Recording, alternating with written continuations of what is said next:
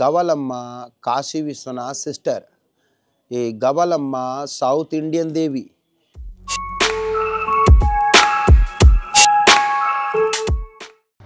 So ప్రజెంట్గా మనం కాలభైరవ టెంపుల్కి వెళ్తున్నాము. ఫస్ట్ అక్కడ పోయిన తర్వాతకి నెక్స్ట్ కాశీ విశ్వనాథ టెంపుల్కి అనేది వెళ్దాం అనేది ప్లాన్. मेरा नाम विवेक यादव, हर हर महादेव, गोलघर गौशाला एरिया। यहाँ से काल भैरव बहुत करीब है। बनारस का यहाँ बहुत मंदिर है घूमने के लिए। काल भैरव, दंडपाणी भैरव, सीत माता, संठा जी, मंगला गौरी, ब्रह्मचारिणी देवी, महामृत्युंजय, यहाँ बहुत सारी काल भैरव एरिया में मंदिर आती है। ये माला प्रसाद है काल भैरव का आइटम। 50 से स्टार्ट है 200 तक। अलग अलग आइटम्स? हाँ, सब अलग है। 200 का है, हाँ, ये 50 रुपीज का है। अब आपको क्या लगता है, तेलंगाना से हम हैदराबाद से आ गए ना, इधर अच्छा लगा हमको। कैसा लगता है आपको? बहुत अच्छा लगा सर। आप हम लोग आके बनारस को फेमस कर रहे हैं।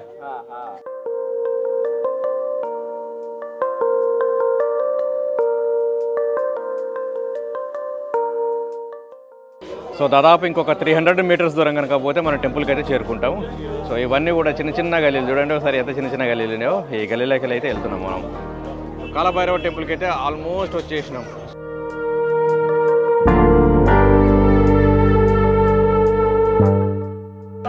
సో మనకు కనిపిస్తుంది కదా, అదే కాలభైరవ టెంపుల్. సో లోపలికి అయితే వెళ్తున్నాం మనం. వావ్! సో ఇది క్యూ లైన్ చూడవచ్చు మనం. సో పోలీసు వాళ్ళు అయితే క్యూ లైన్ అయితే వాళ్ళు సరి చేస్తున్నారు. సో ఇదంతా కూడా చాలా పెద్ద, ఎక్కడి నుంచో స్టార్ట్ అయింది ఇది క్యూ లైన్. దాదాపు 2 hours టైం అయితే పడుతుందట ఇది దర్శనం కోసం. ఫస్ట్ మనం కాశీ విశ్వనాథ స్వామిని మనం దర్శించుకోవాలంటే దానికన్నా ముందు కాలభైరవుని యొక్క దర్శనం అనేది ఇంపార్టెంట్. ఈ కాలభైరవుని యొక్క పర్మిషన్ తోటే నెక్స్ట్ మనం ఆ టెంపుల్కి అయితే వెళ్ళాల్సి ఉంటుంది. ఇక్కడ భక్తుల సంఖ్య అయితే చాలా ఉంది. ఎంత అంటే దాదాపు ఒక 2 hours అయితే పట్టవచ్చు మన దర్శనం కోసం. భక్తులందరూ లైన్లో నిల్చున్నారు. సో దీనికైతే మనం వెళ్ళడానికి సిద్ధంగా ఉన్నాం.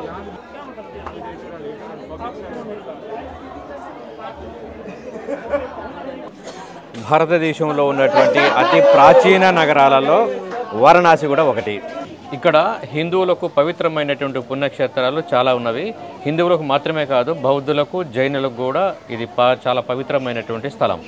సో ఈ దర్శనం కోసం వెళ్ళేటువంటి లైన్ క్యూ కూడా ఎలా ఉందంటే చాలా చిన్న చిన్న గలీలు కూడా ఉన్నవి. ఈ గలీలోంచి వెళ్ళాలి మనం. ఇదే గర్భాలయ గుడి.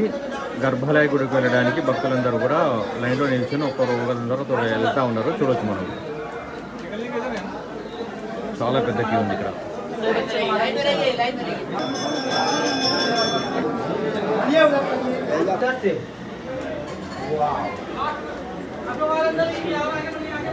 సో ఇది ఎగ్జిట్, మొత్తానికైతే వెళ్తున్నాం బయటికి.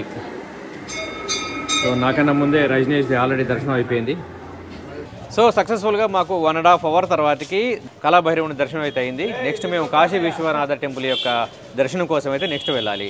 ఈ కాలభైరవుని టెంపుల్లో ఒకటి కనిపించింది ఏంటంటే, ఒక భైరవ దండకం అంటాము. సో ఒక వ్యక్తి చనిపోయిన తర్వాతకి అక్కడ భైరవ దండనం అనేది ఉంటుంది. తప్పు చేసిన వాళ్ళకి అలా దండిస్తారు. ఆ దండనం అనేది ఇక్కడే కనుక, ఈ టెంపుల్లో కనుక మనకు ఒక కట్టె చుట్టి ఎలా కొడతారు అన్నట్టు, అలా కనుక చేసుకున్నట్లయితే భైరవ దండనాన్ని తప్పించుకోవచ్చు అనేది పురాణాల్లో పేర్కొనబడి ఉంది. ప్రజెంట్గా మనం వారణాసిలో ఉన్నాము. కాశీ విశ్వనాథ స్వామి దేవాలయం దగ్గర ఉన్నాము. సో మనకు అనిపిస్తుంది అంతా కూడా క్యూ అది. సో భక్తులైతే ఒక్కొక్కరుగా లైన్లో నిల్చున్నారు. దర్శనం చేసుకోవడానికి దాదాపు ఒక 1 hourకి పైనే పడుతుందట ఇక్కడ దర్శనానికి. అయితే ప్రతి హిందువు కూడా వాళ్ళ జీవిత కాలంలో ఒక్కసారైనా దర్శించాలనుకునేటువంటి క్షేత్రాలలో ఒకటి కాశీ విశ్వనాథ స్వామి దేవాలయం.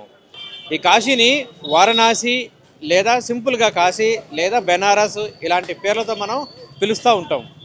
వరుణ, అసి అనేటువంటి 2 నదుల యొక్క సంగమం వల్ల ఈ ప్రదేశానికి వారణాసి అనేటువంటి పేరు వచ్చింది. ఇది మాత్రమే కాదు, ఇది భారతదేశంలో ఉన్నటువంటి జ్యోతిర్లింగాలలో కాశీ విశ్వనాథ క్షేత్రం కూడా ఒకటి. ఈ కాశీ విశ్వనాథ క్షేత్రం చేరుకోవడానికి దాదాపు ఇంకొక 1/2 kilometer ఉందనంగానే ఎలాంటి 4 wheelers అయితే ఇక్కడ అలో చేయరు. లిమిటెడ్గా 2 wheelers అయితే వస్తూ ఉంటాయి. రిక్షాలు కొంతవరకు వస్తూ ఉంటాయి. గర్భాలయంలో ఉన్నటువంటి శివలింగం ఈ విధంగా కనిపిస్తుంది. శ్రీ కాశీ విశ్వనాథ ఆలయం చూడడానికి ఈ విధంగా బంగారు తొడుగుతో కనిపిస్తుంది. స్పెషల్ దర్శనానికి 300 రూపాయల టికెట్ అయితే ఉంటుంది. అవసరం అనుకున్నటువంటి భక్తులైతే ఉపయోగించుకోవచ్చు. ఈ ఆలయానికి మొత్తం 4 గేట్లు ఉంటవి.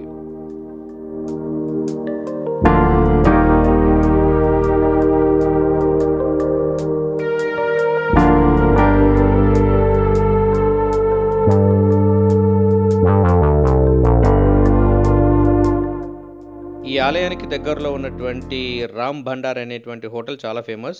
ఇక్కడే మేము తినేసినాం.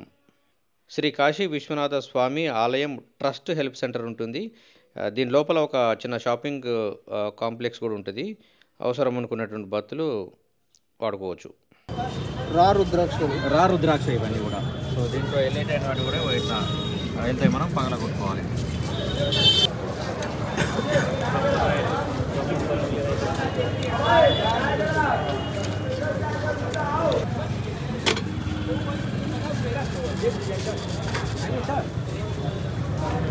यहाँ पे बेस्ट नाश्ता खाते हैं आज भैया होटल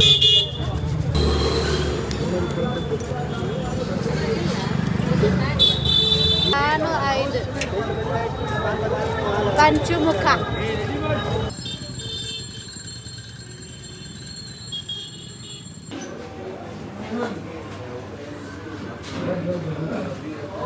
ఈ కాశీ విశ్వనాథ ఆలయానికి దగ్గరలో ఒక అన్నపూర్ణ భవనం ఉంటుంది.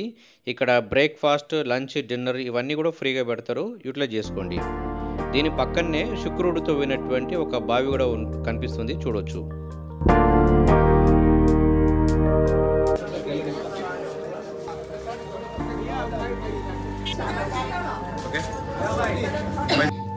సో ప్రజెంట్గా మనం గవలమ్మ గుడికి వెళ్తున్నాము. ఇదే దీనికి సంబంధించినటువంటి దారి.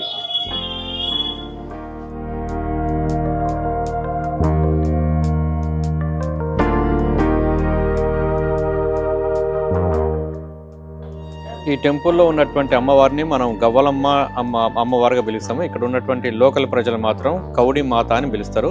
ఈ గవ్వలమ్మ అని ఎందుకు అంటారనేది నేను ఇప్పుడు చెప్తా ఒకసారి. సో ఇదే ఈ కౌడి అమ్మవారి మాతకు సంబంధించినటువంటి టెంపుల్. ఇది ఎదురుగా కనిపిస్తుంది కదా, ఇదే గర్భాలయ గుడి. చూడడానికి చిన్నగానే ఉంటుంది, కానీ నేను చెప్పినా కదా ఇది చాలా మహత్యం గల టెంపుల్ అని పిలుస్తారు దీన్ని.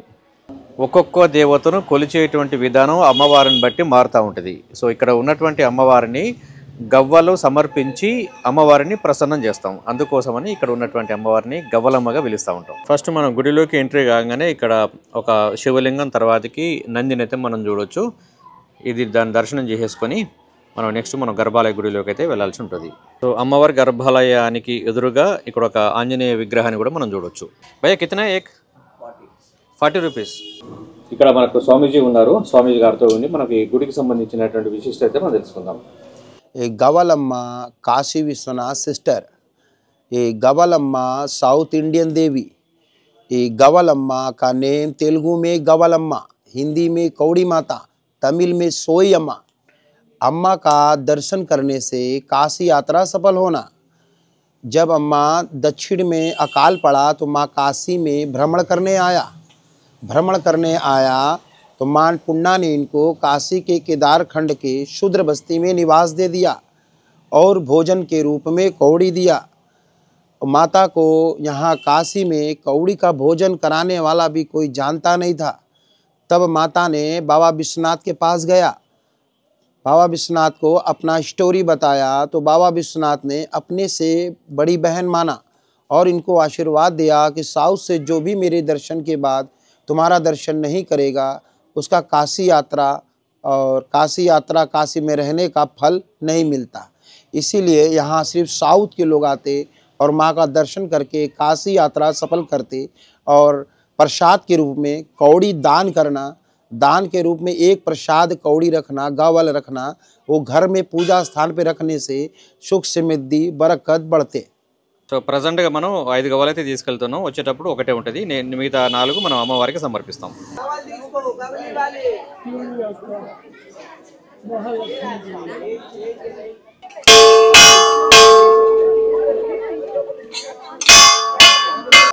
మన మనసులో ఉన్నటువంటి కోరికను మనసులో దలుచుకొని ఆ అమ్మవారికి 4 గవ్వలు అయితే సమర్పించాలి. ఇది మిగిలినటువంటి గవ్వను మనం ఇంటికి తీసుకెళ్ళాలి. సక్సెస్ఫుల్గా గవ్వలమ్మ వారిని అయితే సందర్శించుకోవడం జరిగింది. సో నిజంగా చాలా హ్యాపీగా ఉంది. నెక్స్ట్ మరో టెంపుల్కి అయితే వెళ్దాం మనం. సంకట హనుమాన్ టెంపుల్ ఇది అసీ ఘాటుకు దగ్గరలో ఉంటుంది. ఈ టెంపుల్ కోసం అయితే కొంచెం లోపలికైతే వెళ్ళాల్సి ఉంటుంది. సో అలా నడుచుకుంటూ అయితే వెళ్తూ ఉన్నాము. సో మనకు కనిపిస్తున్నటువంటిది సంకట హనుమాన్ యొక్క టెంపుల్కు సంబంధించినటువంటి ఎంట్రన్స్ ఇది. సంకటహరణ అంటే సమస్యల నివారణి అని అర్థం. సో ఎలాంటి సమస్యలతో ఉన్నటువంటి వారైనా సరే ఇక్కడ ఉన్నటువంటి హనుమంతుని పూజించడం ద్వారా వాళ్ళకు ఉన్నటువంటి ప్రాబ్లమ్స్ని అయితే తొలగించుకోవచ్చు ఇక్కడ. ఇంతవరకు మాత్రమే మొబైల్ అలో చేస్తారు. ఎంట్రన్స్ తర్వాతకే నెక్స్ట్ సెక్యూరిటీ చెక్ ఉంటుంది. అక్కడ మొబైల్ని గిట్ట డిపాజిట్ చేసి వెళ్ళాల్సి ఉంటుంది. సో అందుకోసం అన్నట్టుగా నేను వీడియోని అయితే నేను పూర్తిగా చూపించలేకపోతున్నా. భారత్ మాతా మందిర్ దగ్గరికి అయితే వెళ్తున్నాము. ఇది కనిపిస్తున్నటువంటి బిల్డింగు దీనికి సంబంధించినటువంటిదే. భారత్ మాతా మందిర్, మదర్ ఇండియా టెంపుల్, దీన్ని మనం చూడవచ్చు. ఇక్కడ బోర్డు కూడా కనిపిస్తూ ఉంది.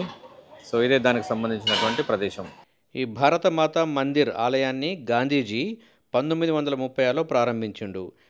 ఇక్కడ అఖండ భారతదేశ చిత్రపటాన్ని చూడొచ్చు. మీకు కనుక టైం ఉంటే ఇక్కడికి రండి, లేదంటే ఇక్కడికి రావడం అవసరం లేదు. మనకు కనిపిస్తున్నటువంటి ఇండియా మ్యాప్లో ఇగో మనకు కనిపిస్తుంది శ్రీలంక. ఆ తర్వాతకి లెఫ్ట్ సైడ్లో చూసినట్టయితే మనకు పాకిస్తాన్ కూడా కలిసి ఉందన్న విషయం మనకు అర్థమవుతుంది. అదేవిధంగా ఇక్కడ బంగ్లాదేశ్ కూడా కలిసి ఉంది ఇక్కడ. సో అఖండ భారత్ను ఒక మ్యాప్ను అయితే ఇక్కడ చూడవచ్చు మనం. నేను వచ్చినటువంటి టైంలో ఇక్కడ ఏదో కన్స్ట్రక్షన్ అయితే జరుగుతూ ఉంది. చూడవచ్చు, చాలా పెద్దగానే చేస్తున్నారు కన్స్ట్రక్షన్ కూడా. బాబు శివప్రసాద్ గుప్తా అనేటువంటి వ్యక్తి మనకు కనిపిస్తున్నటువంటి భారత్ మాతా బిల్డింగ్కు డిజైన్ చేసేసిండు. ఈ వారణాసిలో గంగా హారత్ అనేది చాలా ఫేమస్. దీంతోపాటు ఈ కాశీలో 84 ఘాట్లుంటవి. ఈ ఘాటుకి సంబంధించినటువంటి వివరణ, అదేవిధంగా గంగా హారత్ అనేది నేను నెక్స్ట్ వీడియోలో చూపిస్తాను. అంతవరకు స్టే ట్యూన్. వారణాసికి 14 కిలోమీటర్ల దూరంలో సారనాథ్ టెంపుల్ ఉంటుంది. ఇది బుద్ధిజానికి సంబంధించినటువంటిది. దీనికి సంబంధించినటువంటిది నేను సపరేట్ వీడియో అయితే చేస్తాను. ఈ వీడియో కనుక నచ్చినట్లయితే లైక్ చేయండి, ఛానల్ని సబ్స్క్రైబ్ చేసుకోవడం మాత్రం మర్చిపోవద్దు. మీ ట్రావెల్ విత్ ఉషాకర్.